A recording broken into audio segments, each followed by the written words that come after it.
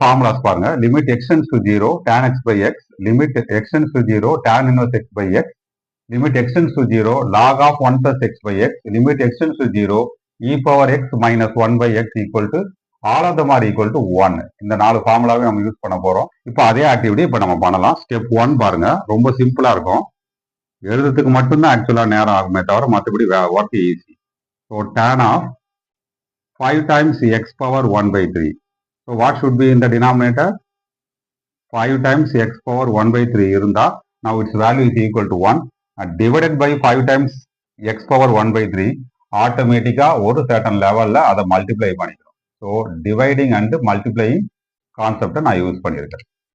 Into second one பாருங்க, tan inverse of பர்டிகுலரா denominator tan inverse of 3 times root x whole square. Square இருக்கிறதுனால 3 square 9 root x square x.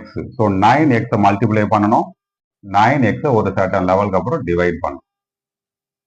சரிங்களா? அடுத்தது third part பாருங்க, log of 1 plus 3 times x square.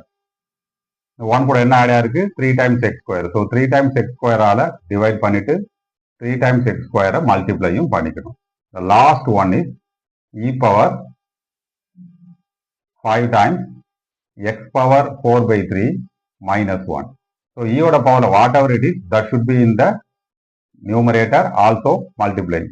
Actually பாத்தீங்கன்னா இங்க multiply பண்ண வேண்டியது 5 times x power 4 by 3. அதே வேல்யூ இங்க டிவைட் பண்றோம். Reason multiplying and dividing concept. So இதனோட வேல்யூ ஈக்குவல் டு 1, இதனோட வேல்யூ ஈக்குவல் டு 1, இங்க இதனோட வேல்யூ ஈக்குவல் டு 1, இந்த பிளேஸ்லயும் இதனோட வேல்யூ ஈக்குவல் டு 1. அப்போ பேலன்ஸ் என்ன இருக்கும் பாருங்க, 5 times x power 1 by 3. இதுல இருக்க இந்த 5 கேன்சல் ஆயிடும். சரியா? அடுத்தது 3 and 9 கேன்சல் பண்ணிடுவோங்க. பேலன்ஸ் என்ன இருக்கு பாருங்க, 1 by 3 into numerator x power 1 by 3 into x square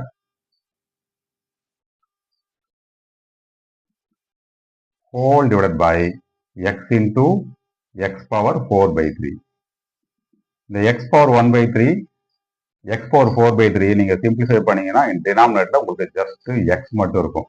because power subtract ஆச்சுன்னா 4 by 3 minus 1 by 3 is 1. x and x ஸ்கொயரை கேன்சல் பண்ணீங்கன்னா ஒரு x இருக்கும் நியூமரேட்டர்ல. கான்ஸ்டன்டா 1 by 3. x கேன்சல் ஆயிடுச்சுன்னா ஃபைனல் ஆன்சர் எக்ஸாக்டா 1 by 3. That's all.